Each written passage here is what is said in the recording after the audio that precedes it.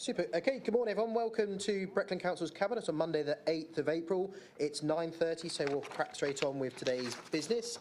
Item 1, minutes of the previous meeting held on the 12th of February, contained within pages 4 to 11 of colleagues' agenda pack. Is everyone happy they are a true and accurate record?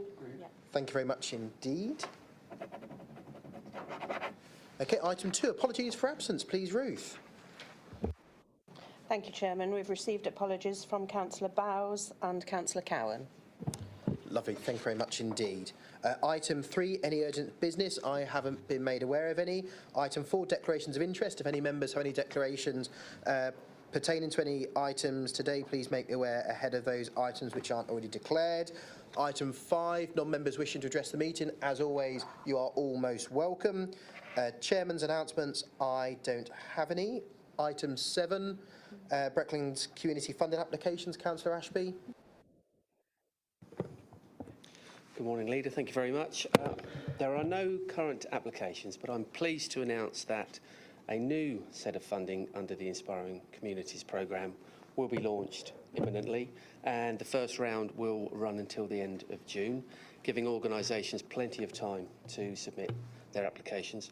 But also I'd like to say, with regards to the D-Day grants that was completed last month, that we had 47 successful applications from community groups and 5 successful applications for the Beacon grant from local town and parish councils.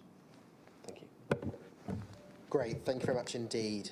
Item 8 then, Watton Neighbourhood Plan, make an adoption of the Neighbourhood Plan. Councillor Sarah Suggett to present, please. Thank you very much. Good morning, everybody.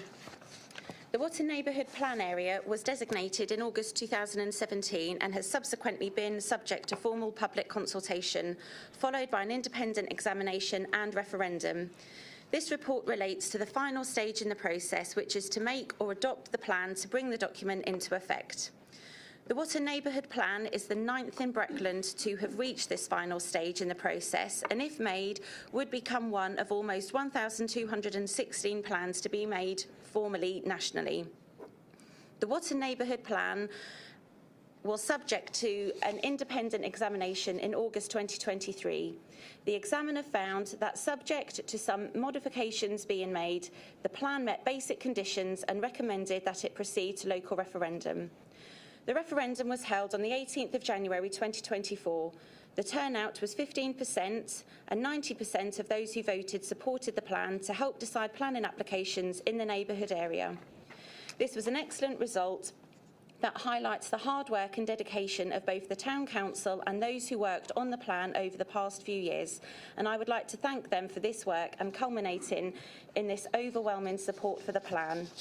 I therefore ask Cabinet to support the recommendations and to confirm that Watton Neighbourhood Plan is made as part of the statutory development plan for Breckland Council. Thank you. Lovely, thank you much indeed. Any questions or comments in relation to Watton's Neighbourhood Plan? Councillor Hewitt, please. Just briefly, Sam. This has been a very, very long process, and actually it's probably quite a salutary warning for those communities who want to embark on a neighbourhood plan. That said, it was done thoroughly, diligently and successfully. I was disappointed with the low turnout, particularly reading some social media that some in Watton didn't even realise that the plan was taking place. That said, the level of overwhelming support suggests that actually the process has worked. Fully endorse the making of the plan, Chair. Lovely, thank you. Any other comments in relation to this? No? If you can move the recommendations, please, Sarah. Thank you. I'd like to recommend to Cabinet to confirm that Watton Neighbourhood Plan, as written at the time of the referendum, is made as part of the statutory development plan for Breckland Council, as required by paragraph 4A of section 38A of the 2004 Planning and Compulsory Purchase Act, option 1-2, to publish this decision as required by paragraph 9 of section 38A 2004 Planning and Compulsory Purchase Act, and to advise Watton Parish Council and any other prescribed persons about this to meet the requirements of paragraph 10 of section 38 of the 2004 Planning and Compulsory Purchase Act. I'd also like to recommend to Council that Cabinet recommends to full Council to amend the Breckland District Policies Map to meet the requirements of paragraph 9 Town and Country Local Planning England Regulations 2012. Thank you. Good. Thank you. So we've got those 3 recommendations direct to Cabinet, the 4th recommendation to Council. All those in favour? Thank you very much. That is duly passed. So move on to item 9 then, which is the Breckland Design Code. Councillor Sarah Suggett to present again, please. Thank you. The Council have prepared a Breckland Design Guide supplementary planning document along with Breckland Landscape and Settlement Character Assessment with the help of many stakeholders who contributed to their content through various online workshops, a public event and questionnaire. The production of a Breckland Design Guide signals to the developers that the Council takes design seriously and it offers guidance to developers on what is expected from their schemes and provides a tool to enable planning officers to turn down badly designed development. It is a district-wide design guide, so covers both market towns and villages, and provides guidance on those design issues identified by the stakeholders as the most important, with illustrated examples taken from the Breckland district. Although it is a district-wide guide, it is not too long nor it is too general, but it does provide some specific design requirements which developers and their agents must satisfy. The design guide aims to provide more than just guidance for planning applications, but also to act as a template for neighbourhood planning groups to develop their own guidance based on those design issues which are most relevant to them at local level. A checklist has been provided on the process on developing design guides to help them. It will also act as a template for further guidance to be developed on specific issues or character areas. During the stakeholder workshops, a number of design issues were identified, and these were organised into 6 themes which form the design guide. They are complementing and enhancing the site context, inclusive planning process, sensitive integration with nature, promoting active travel and good parking design, creating distinctive places to live, and climate-responsive design. The Breckland Design Guide and the Breckland Landscape and Settlement Character Assessment went out for public consultation from the 24th of January to the 6th of March 2024 and received positive feedback and support for the documents. There were some minor amendments requested to the text to enhance legibility, photo credit changes, and addition of references to guidance around disabled access to open space and play. These have been included in the final guidance. The recommendation is for Council to adopt the Breckland Design Guide as a supplementary planning document to give it as much weight as possible in determining the planning applications and to delegate any minor changes to be made with the Deputy Chief Executive in consultation with the Executive Member for Strategic and Operational Planning. Thank you. Lovely, thank you. Any questions or comments in relation to this? I've got Councillor Crane, Councillor Hewitt, Councillor Kyberd, Councillor Attwell, Councillor Banbridge. Thank you very much, Chair. Really, I just want to make a mention to about Rachel Gibbs, the author of this document, and the team that worked very, very hard on this. This is a really impressive document for our council, and those that took time to talk about it, come to the various meetings. I think we should be very proud of it. Thank you very much. Councillor Hewitt. Thank you, Chair. It's often said you can recognise a Breckland tree from 100 metres, but you can't tell a Breckland house. I know that there's a range of buildings and steeped in history across Breckland as a whole. And we're fortunate that many of our local builders, many of our excellent local builders already meet, I think, many of the design standards and the design plans outlined in the guide. But as Helen said, I mean, this is a really thorough, pragmatic approach, which to my mind provides more than just guidance. And I hope that in its application, we will continue to use the teeth that is hidden within the design guide to make sure that development is appropriate, both in scale and design, that allows all of our residents, current and future, to thrive. Councillor Kyberd. Thank you, Chairman. I think this is a thorough document that should see a lot more modern designs in appropriate places. In the consultation, I commented on its page 146 of the agenda, glazing percentages for external facades, which I misinterpreted as that should add up to 100%. but going back to the original Passive House Easy Guide, these percentages are the percentage of each facade to be included as glass, rather than, it's not clear from the text. That's precisely what it's about. Thank you.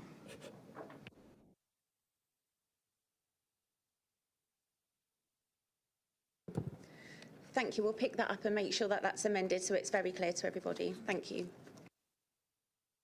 Lovely, thanks. Councillor Atwell. Thank you. Can I just ask a question of Simon Wood, please, Leader? Simon, I was interested to read the document in relation to landscape assessment. In 2007, we produced these type of landscape assessment documents with regard to the sensitivity of land around the River Wensum Valley, but I couldn't see any reference to that in this document. I just wonder if you could explain to me the rationale for sort of moving away from that, because it was a very good visual aid for the public and developers as to what was very sensitive land, and we don't seem to have that now unless I've missed it.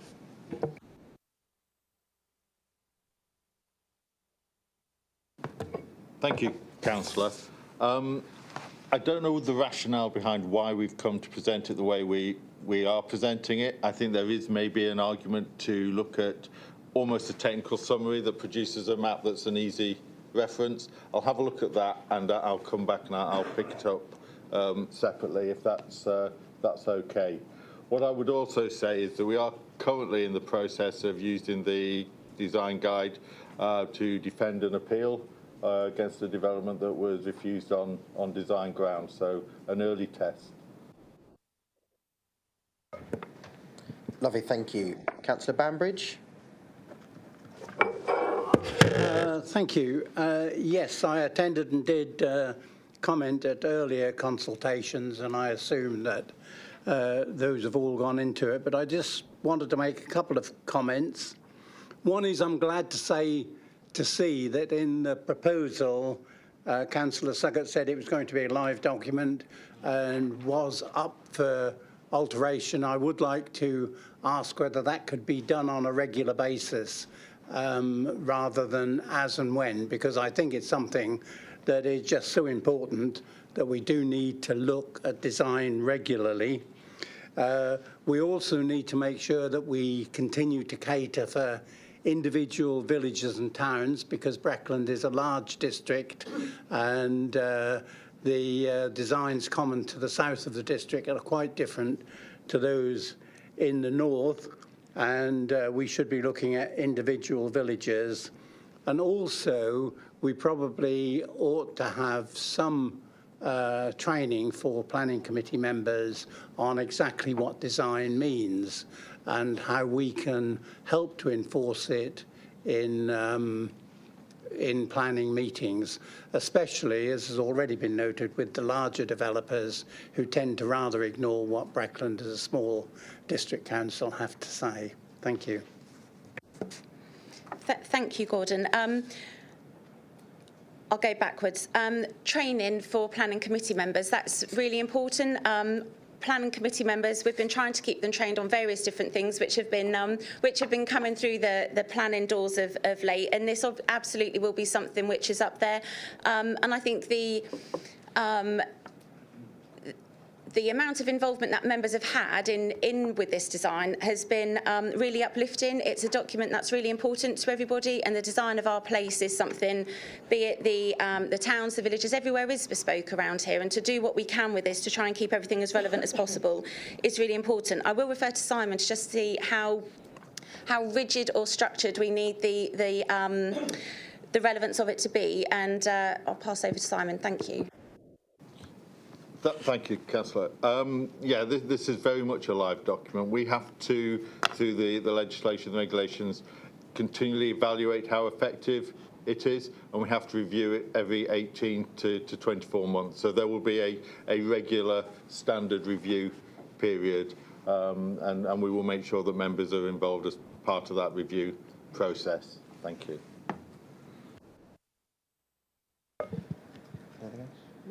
Any other questions or comments in relation to this piece of work? Councillor Clausen.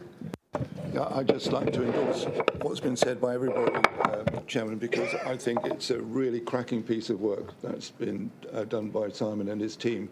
And all I can say is I really wish I'd had this in my hands when I was on the planning committee, because I think it's going to make life so much better and different.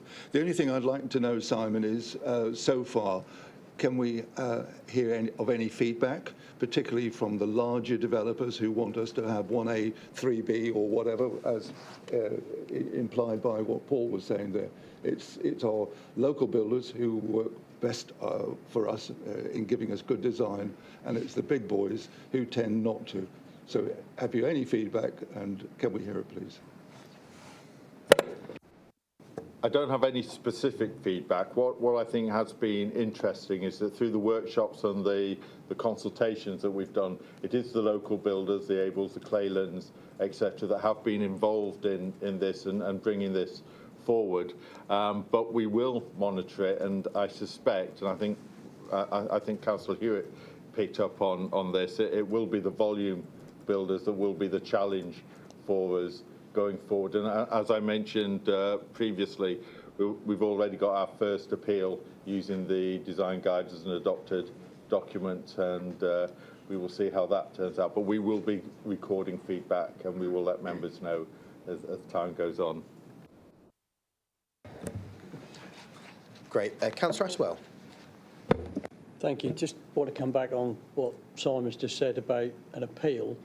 Can you tell me what weight we're given to any of the documents at the moment then in terms of planning? Because this has been through its consultation period, we're giving it significant weight in the planning appeal process. After today, we'll be giving it full weight, and we'll be advising the inspectorate accordingly. Great, thanks Simon, thanks colleagues. Any other questions or comments in relation to this? If not, Councillor Suggett's move those recommendations. All those in favour, please? Thank you for that. That's unanimous. So we'll move on to the final substantive item of today's Cabinet meeting, which is the Thetford Conservation Area Appraisal. Councillor Sarah Suggett to present, please. Thank you. This is the last one for me this morning, I promise. So this report seeks Cabinet to approve and formally adopt the revised conservation area appraisal for Thetford. The work has been completed by Purcell, a specialist in conservation management. They have previously done the same with excellent results in Swaffham, and hopefully this will be a real positive for the historic town of Thetford. This appraisal provides an updated analysis of the special characteristics of the conservation area, and together with a conservation area management plan, will set out an approach to preserve and enhance the conservation area through the development management process. It will also provide guidance for the owners of properties within the conservation area. We are bringing this forward now thanks to leveraging of external funding, including monies raised by Thetford Town Council from the Heritage Lottery Fund for a new cultural master plan for the town. The benefit of updating the CAA is not just to reflect how the town has changed since the appraisal was initially completed, but also to help demonstrate to the public, funders and partners that we are serious in supporting heritage. With the recent announcement of Thetford being chosen for the £20 million long-term plan for towns funding, this further plays a part in the positioning of our town. As a formal planning document to be adopted, the plan required a period of formal consultation, which has involved review by Breckland Council, Thetford Town Council, Norfolk County Council and members of the public. This consultation concluded on the 23rd of February, and feedback has been incorporated into the final report following review by the Council's Historic Building Officer and the consultant team. Through the CAA, the town centre would benefit from an updated conservation area appraisal that references modern and up-to-date planning policy that is more user-friendly than the existing document, as well as including changes in the conservation area that haven't been considered against planning policy previously. This is the second update to a conservation area we've been able to bring forward and are acutely aware there is more opportunity and need in this space. We'll continue to bring forward updates where we can leverage resource, as we believe protecting our heritage whilst positively regenerating is an important part of our strategy for the district. The recommendation is that Cabinet approves and formally adopts the final Thetford Conservation Area Appraisal and Management Plan for use in the determination of relevant planning applications, following notification to the Secretary of State for Culture, Media and Sport, as well as Historic England, of the intention to vary the boundary of the conservation area. Thank you. Lovely, thank you very much indeed. Any questions or comments in relation to the CAA? I've got Councillor Hewitt, then Councillor Khyber, please. Thank you, Chair. It's often said that Thetford is the jewel in the crown of not just Breckland, but also of the whole of South Norfolk. It's a town that's steeped in history, steeped in architecture, but is also a vibrant and a very much a thriving place to live. I think the CAA seeks to find a balance between these two themes, especially given the inward investment that Thetford has seen over the last few weeks and months. The consultation is very wide, and I suspect the consultation will continue to evolve, because in many ways, to impose a conservation area is tougher than actually to get the local community to support and actually welcome it. The document as presented, I think, will also need to move on as time moves on, as more information happens. But I think it's a really good starting point. Fully support it, Chair. Thank you. Thank you, Chairman. Firstly, I'd like to say, why am I the only Thetford councillor here for this very important document? But if we could go to page 170, para 4, which is the executive summary for changing the conservation area. Para 4 refers to the Formston almshouses. The ones that are proposed to come into the conservation area are Carley's almshouses. The Formston almshouses are already in the conservation area and are in Old Bury Road. So Carley's almshouses were the gift of Matilda Carley, dated 1895, and those are the ones that contribute to the character of the street. Secondly, on page 208, why is Thetford referred to as a former market town? And page 303, which is headed London Road, has narrative referring to Bury Road, 2 photos of Norwich Road. So that's some clarification needed there. On page 318, there are 2 photos of Carley's almshouses incorrectly described as Formston almshouses, and the entire descriptive paragraph is completely wrong. There's also in that same page reference to the former gasworks. It's actually the former manager's house of the gasworks, not the actual gasworks. And on page 432, there is a correct photo of Formston's almshouses. So I would, hopefully you can delegate authority to correct these errors. You would like a written response, would you? Thank you for those. So despite all the consultation and what have you with Thetford Town Council and others, those points what you raise, I will pick up and make sure that the photos are correctly described and that the wording matches what you have just described. But if I pick that up with you later on, I think I've written down everything correctly. But thank you for those points. I can just add, I was speaking to the Mayor on Saturday night, and he did say he'd raised those points in his consultation. Okay, I will pick that up and make sure that that gets amended. And we'll make sure, obviously, it's been through Thetford Town Council and the County Council, and we'll make sure that the amended document is presented to them in that timely manner through that formal process as well, Councillor Khyber. That's fine. Good. Any other points to note for this? Good, strong piece of work. Councillor Clousen, you look like you're poised, like a cooled spring, ready to say something. No, it's just, it just shows where we're at now. The wonderful piece of work we did in Swaffham, and we've had the design guide, which this will work in conjunction with. And I think for the future of Breckland, what we're doing at the moment is terrific. And another great document. Well done, Sarah. Great, thanks, Paul. So we've had the recommendations from Councillor Suggett in relation to the Thetford Conservation Area Appraisal. All those in favour? Lovely, thank you very much. That's unanimous. So move on to item 11, which is the Anglia Revenues and Benefits Partnership. This is for information. In the absence of Councillor Cowan, I ask for members to note, but I'll happily take any questions in relation to that meeting, which occurred on the 5th of March. There are none. Good. I'm glad that nobody tried to bounce me. So item 12, which is the date of the next meeting. This will be held on Monday the 13th of May 2024 at 9:30 here in the Anglia Room at Breckland.